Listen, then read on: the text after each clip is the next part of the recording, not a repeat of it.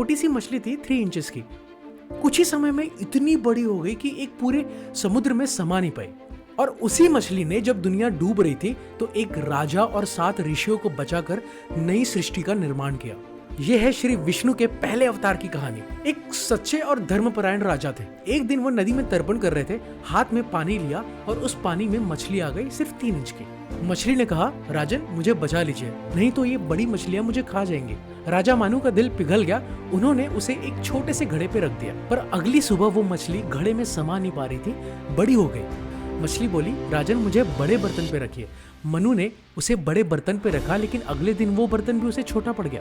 फिर तालाब में, फिर झील में, फिर नदी में, फिर समुद्र में, और एंड में वो मछली इतनी बड़ी हो गई कि एक पूरा समुद्र भी उसे छोटा पड़ गया। तब मनु समझ गए कि ये कोई साधारण मछली नहीं है। और फिर भगवान विष्णु ने अपना असली रूप दिखाया और कहा, हे मनु, 7 दिन बाद एक महाप्रलय आने वाला है, पूरी पृथ्वी पानी में डूब जाएगी। तुम्हें एक बड़ी नाव बनानी है। 7 महान ऋषियों को, हर तरह के बीज को, हर जीव के जोड़ों को, सबको नाव में बिठाना होगा, और जब तूफान आएगा मैं आऊंगा। राजा मनु ने वैसा ही किया। 7वें दिन आसमान फट पड़ा, चारों तरफ पानी ही पानी, विनाश, महाप्रलय।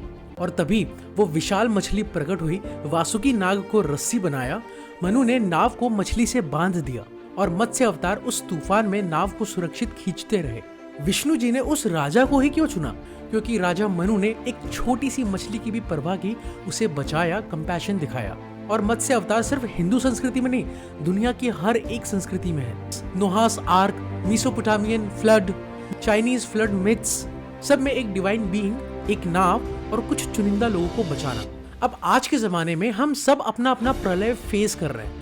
जॉब खो जाना, बीमारी आ जाना, रिश्ते टूट जाना, बिजनेस टूट जाना, डिप्रेशन, एंजाइटी, ये सब आज का महाप्रलय है। और हम क्या करते हैं? पैनिक करते हैं, हार मान लेते हैं। पर राजा मनु ने क्या किया?